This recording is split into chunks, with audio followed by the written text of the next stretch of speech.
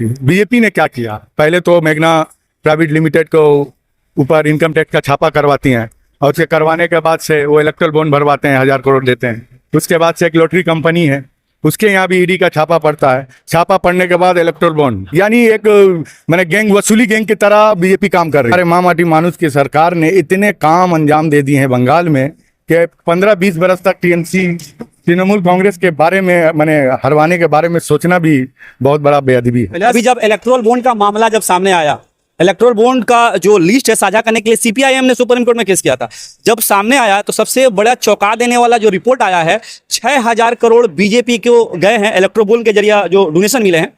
और second number पे तृणमूल कांग्रेस है जिसको 1600 करोड़ पैसे आए हैं इलेक्ट्रोल बॉन्ड के जरिए, और कांग्रेस जो एक नेशनल पार्टी है उसको तीसरा स्थान हासिल है। तो ये रिश्ता क्या कहलाता है सर? तृणमूल कांग्रेस ने तो किसी को भेज कर या जबरदस्ती इलेक्ट्रल बॉन्ड नहीं लिया, और उनको चंदा इसलिए ज्यादा मिला तृणमूल कांग्रेस को, तो लोगों का भरोसा है कि दीदी शर्मा कायाकारी करेगी और बीजेपी से कोई टक्कर लेने वाले।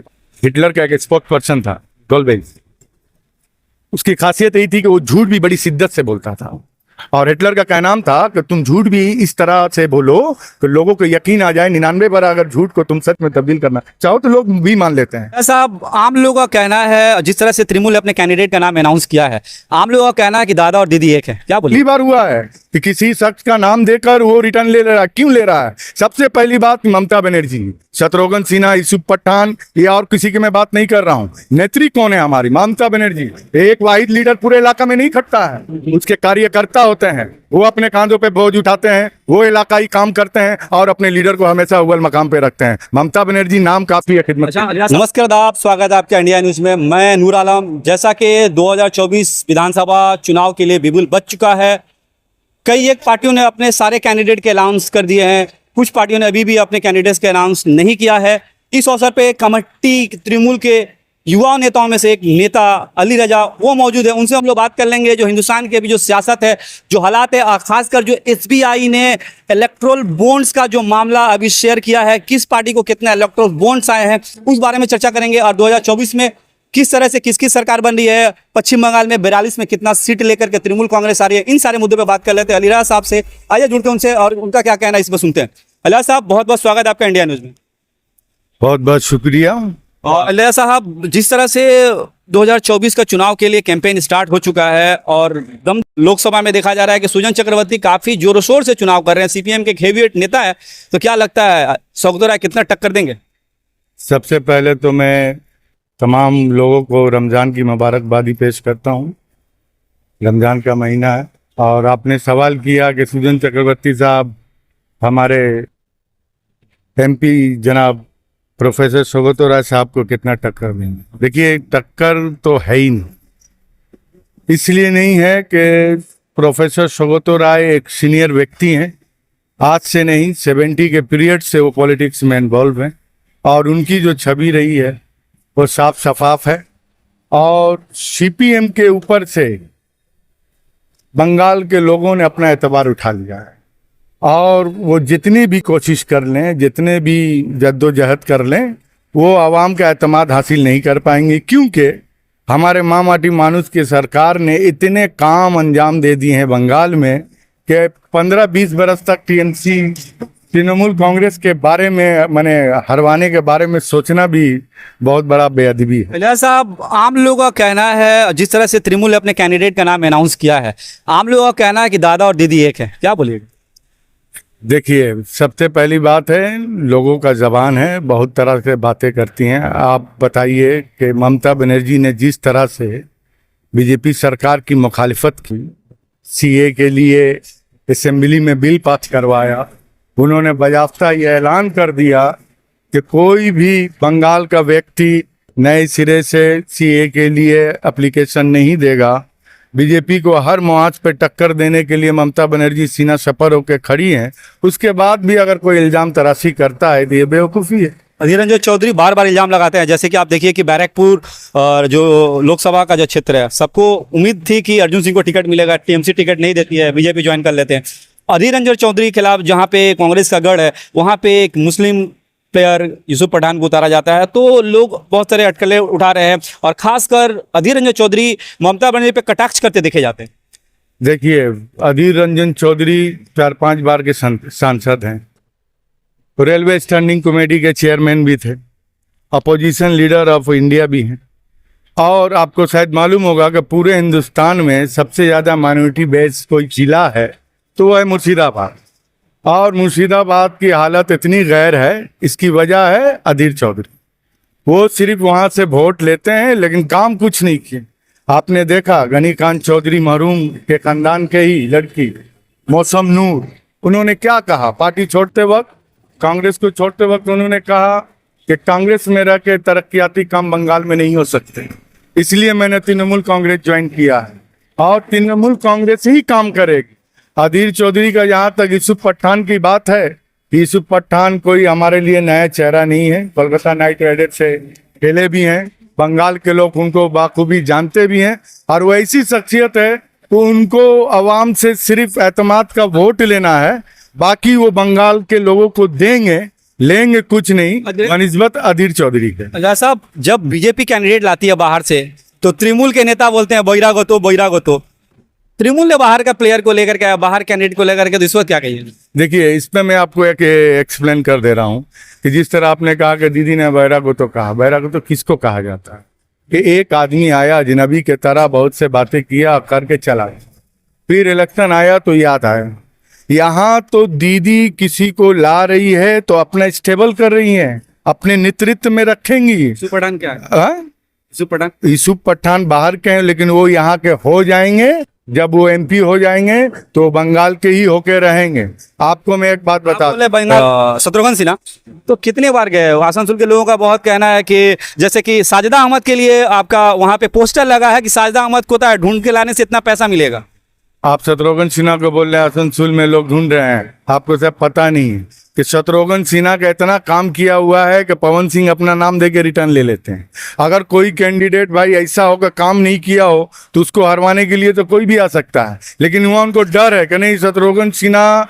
देखिए होता क्या है, एक गाना गाए थे वो, नहीं गाने ही की बात नहीं है, ये पहली बार हुआ है कि किसी शख्स का नाम देकर वो रिटर्न ले रहा है। क्यों ले रहा है? सबसे पहली बात ममता बनर्जी, शत्रुघ्न सिन्हा, यूसुफ पठान, ये और किसी की मैं बात नहीं कर रहा हूँ। नेत्री कौन है हमारी? ममता बनर्जी।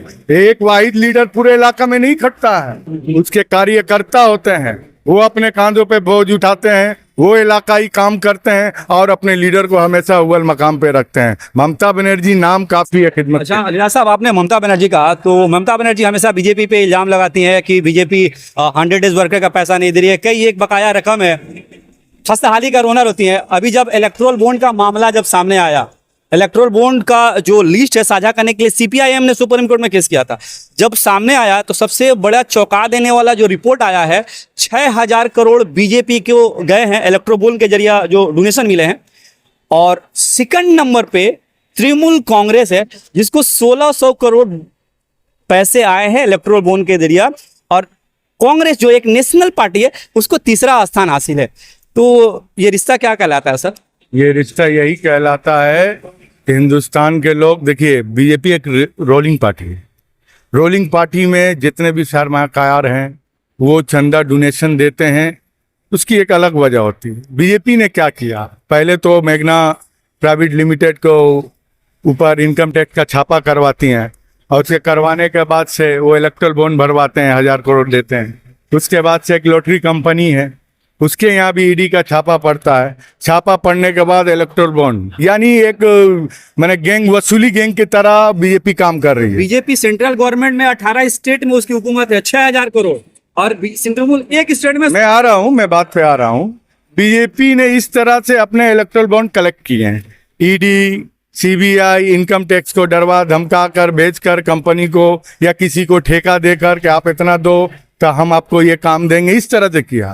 तृणमूल कांग्रेस दूसरी भरोसामंद पार्टी बनी है पूरे इंडिया में कि कांग्रेस से भी ऊपर टीएमसी का मकाम इसलिए कि लोगों ने उम्मीद बांध रखा है कि यही तृणमूल कांग्रेस बीजेपी को टक्कर दे सकती है। और जितने भी लोगों ने इलेक्टोरल बॉन्ड के जरिए तृणमूल कांग्रेस को चंदा दिया है उसमें किसी तरह का कोई बेईमानी, कोई ईडी, कोई सीबीआई, कोई इनकम टैक्स नहीं, लोगों ने खुशदिली के साथ दिया है। मगर दूसरी तरफ के जरिए क्यों डायरेक्ट डोनेशन जो हो सकता देखिए, डायरेक्ट डोनेशन ये बिल बनाने ही बीजेपी के बनाई हुई कानून है 2014 के बाद से। है, बोले रिश्ता क्या है? देखिए, इलेक्ट्रॉन बॉन्ड पे देना कोई गुनाह नहीं है, इलेक्ट्रिक बॉन्ड पे देना कोई गुनाह नहीं है, लेकिन गुनाह यह है कि आप अगर उसको इलीगल तरीके से धमका कर, डरा कर, ईडी को भेजकर, इनकम टैक्स को भेजकर अगर इलेक्ट्रल बॉन्ड आप जबरदस्ती लेते हैं, ये गुनाह है। तृणमूल कांग्रेस ने तो किसी को भेजकर या जबरदस्ती इलेक्ट्रल बॉन्ड नहीं लिया, और उनको चंदा इसलिए ज्यादा मिला तृणमूल कांग्रेस को तो लोगों का भरोसा है कि दीदी शर्मा कायाकारी करेगी और बीजेपी से कोई टक्कर लेने वाली पार्टी इस बार इंडिया या एनडीए? इस बार इंडिया इंडिया एनडीए। देखिए, सबसे पहली बात है कि ममता बनर्जी ने दो टोक कहा, वो इंडिया गठबंधन में जब थी, आज भी इनडायरेक्टली सिंपैथी है हम लोग का। वो बाद में आने वाला रिजल्ट बताएगा क्या करना है क्या नहीं। जहां जैसी जरूरत पड़ेगी हमारे पार्टी के नेत्री। सरकार किसकी बन रही है इस बार? देखिए, इस बार तो 100%, चाहे जितना भी ईवीएम पे जोर लगा ले मोदी, ईडी सीबीआई कर ले, इस बार जाना तय है। क्या कि राम मंदिर के नाम पे आप 50 साल नहीं भगा सकते। आपको मालूम होगा कि राम मंदिर का क्या क्या हुआ, शंकराचार्य गए नहीं, इन्होंने ओपनिंग कर, अब सभी जानते हैं। मोदी का तो कहना हम लोगों ने डेवलपमेंट का काम किया। अभी देखिए, कलकत्ता में आए, मेट्रो स्टेशन इनोग्रेशन किया, और सबसे जो लोगों का सपना रहा है अंडर वाटर, हिंदुस्तान में कहीं अंडर वाटर मेट्रो सर्विसेज नहीं है, वो हावड़ा में उन्होंने स्टार्ट कराया है। इसको लेकर क्या गया, जिस तरह से उन्होंने काम किया है, लोग कहीं ना कहीं उनको पसंद कर रहे हैं। हिटलर का एक स्पोक पर्सन था, गोल्बेज। उसकी खासियत यही थी कि वो झूठ भी बड़ी शिद्दत से बोलता था, और हिटलर का कहना था कि तुम झूठ भी इस तरह से बोलो कि लोगों को यकीन आ जाए। 99 बार अगर झूठ को तुम सच में तब्दील करना चाहो तो लोग भी मान लेते हैं। आप अंडर मेट्रो रेलवे का जो बोल रहे हैं उद्घाटन की, हमारी दीदी का दिया हुआ था। हमारे दीदी जब रेलवे मिनिस्टर थी तो उन्होंने बहुत सारे काम किए हैं। मोदी जी ऐसा भी किए हैं कि जहां पर चीफ मिनिस्टर उद्घाटन कर दिए हैं, वहां मोदी जी मैंने फिर जाकर उद्घाटन किए हैं। वो ये दिखाना चाहता है कि हम डेवलपमेंट कुछ नहीं हुआ है मेरे भाई। आज डेवलप होता तो इंडिया का जीडीपी कहाँ है, इंडिया का कर्ज कहाँ है? इंडिया का कर्ज आज IMF में इतना ज्यादा हो गया, कई लाख करोड़ का रुपया हो गया है। ये डेवलप कहाँ हो रहा है? बेरोजगार लोग हैं यहाँ, डेवलप कहाँ है? आखिरी सवाल, 42 में कितना टीएमसी ला रही है? देखिए, हम आपको बता दे रहे हैं, 42 में 41 तृणमूल कांग्रेस के पास है। हम लोग 2 जून के बाद फिर से मिलेंगे, इंशाल्लाह जरूर मिलेंगे, और इस उम्मीद के साथ कि 41 सीट तृणमूल कांग्रेस लेकर आई। बहुत बहुत शुक्रिया।